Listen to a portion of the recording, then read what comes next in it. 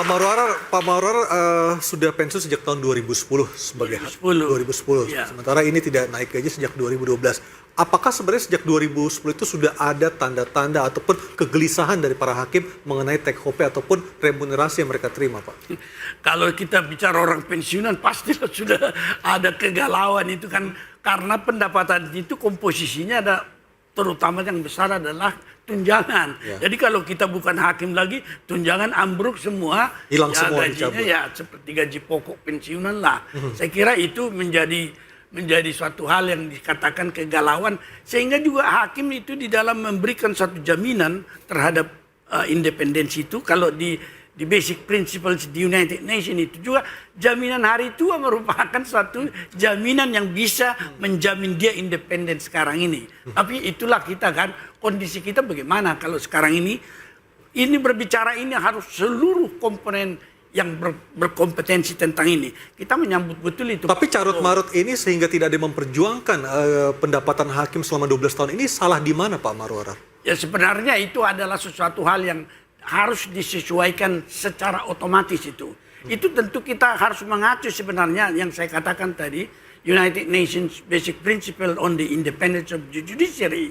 Karena serangan utama terhadap independensi dan imparsialitas hakim sehingga dia menyeleweng semua adalah corruption. Corruption itu karena dia menutupi semua kebutuhan dari hal-hal yang bukan merupakan pendapatan yang sah. Baik, Mas Fauzan, ketika Anda menuntut kenaikan take home pay, berarti kalau misalnya nanti sudah dikabulkan 142%, harus ada janji yang diberikan juga bahwa independensi Anda harus terjaga. Apa yang bisa Anda janjikan balik ke masyarakat atau setidaknya? Ya, tentu semua hakim muda seluruh Indonesia pasti akan ingat janjinya terhadap bangsa dan negara.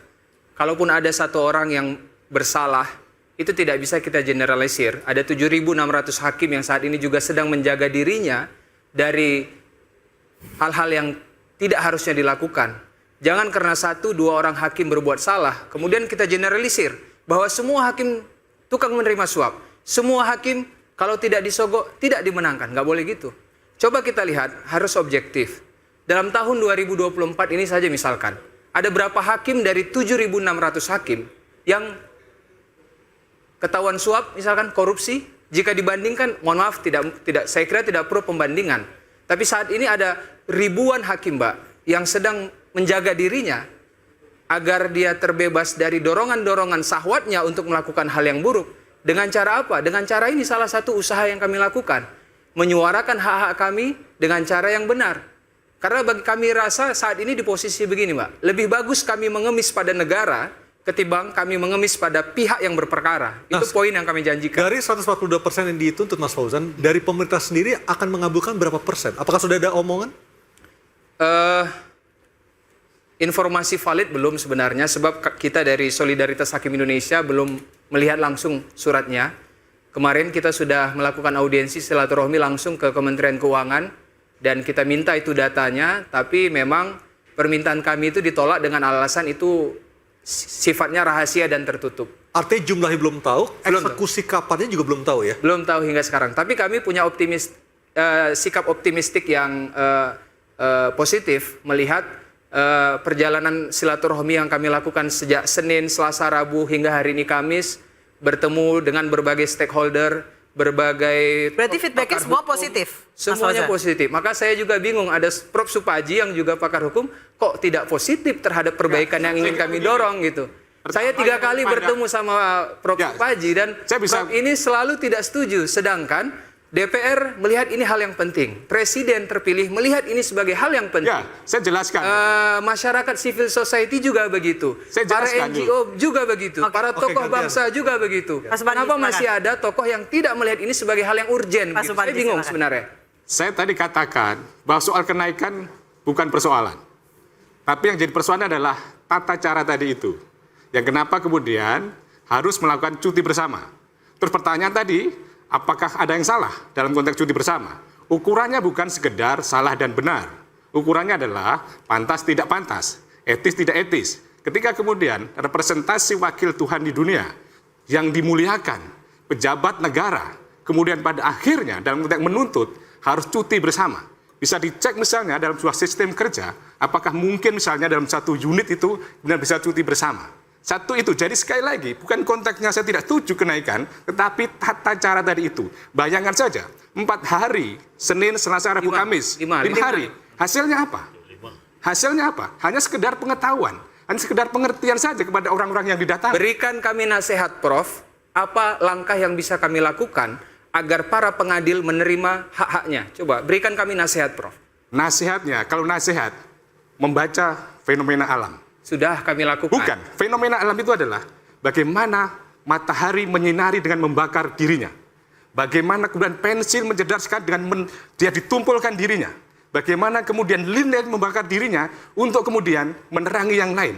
Artinya adalah berikan keadilan yang lain supaya mendapatkan keadilan dirinya sendiri.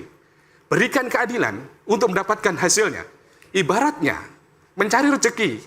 Ketika mencari ayam, jangan ayam dikejar, tetapi berikan makanan buat ayam Bisa tadi itu. nggak kasih konkretnya ke kami? Konkret Prof, tadi adalah- biar kami tahu nih, apa sebenarnya Konkretnya- yang salah dari gerakan ini? Konkretnya adalah bekerja secara profesional, bekerja berkeadilan, saya yakin keadilan akan datang.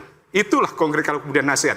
Kemudian, soal bagaimana jangan disamaratakan satu oknum, benar bisa digeneralisir yang lain.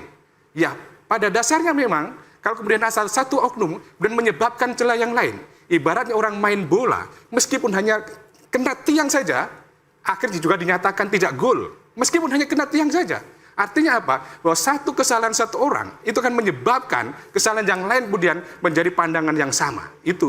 Jadi sekali lagi, bukan kemudian saya sebagai orang yang tidak paham tentang kenaikan tadi, tetapi hanya tata cara yang bisa dibayangkan pada suatu saat nanti misalnya, jaksa bersama saya kemudian cuti bersama.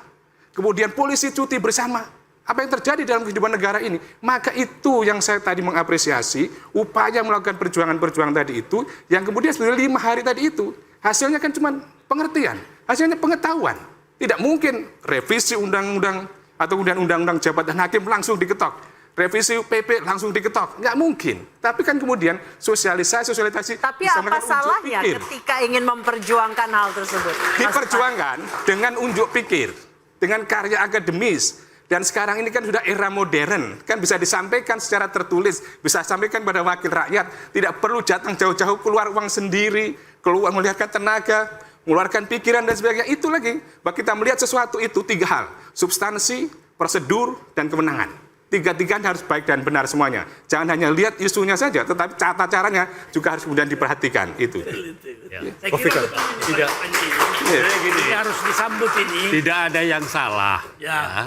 memperjuangkan. Cuma cara yang dipakai itu yang dalam beberapa kesempatan saya katakan kok cara pekerja yang dipakai gitu. Padahal ini pejabat negara. Itu loh yang Cara ya, kerja apa, Prof? ya mogok umpamanya, ya tidak bersidang, ya kemudian artinya kan juga tidak melayani pencari keadilan kan. Nah itu yang menurut saya cara-cara yang begitulah yang Ya, makanya mestinya kasih dihindari. Sarannya ke kami harusnya bagaimana gitu? Ya kan punya IKHI, punya Sudah. Mahkamah Agung. Sudah sejak 2019. Ya, mereka bisa berdiskusi dengan negara, dengan Sudah sejak pemerintah. 2019 Saya kira dan kita tak ada terima jawaban. saja ini perjuangan daripada hakim-hakim muda ini, tetapi hendaknya tersistematisasi dalam satu unit yang betul-betul terintegrasi. Kalau kita bicara tentang peradilan sekarang, kita harus bicara tentang perubahan yang sudah terjadi dan memerlukan konsolidasi. Kemudian kalau bicara kenaikan gaji, hakim itu juga harus diberikan beban untuk bisa diawasi melalui apa yang dikatakan Komisi Judisial Monitoring, Evaluasi, dan juga sanksi. Berarti harus Karena ada konsekuensi yang diterima. akuntabilitasnya harus tinggi. Harus ada konsekuensi yang diterima ketika 142% itu dikabulkan. Kami akan bahas usai jeda, tetap diinterupsi.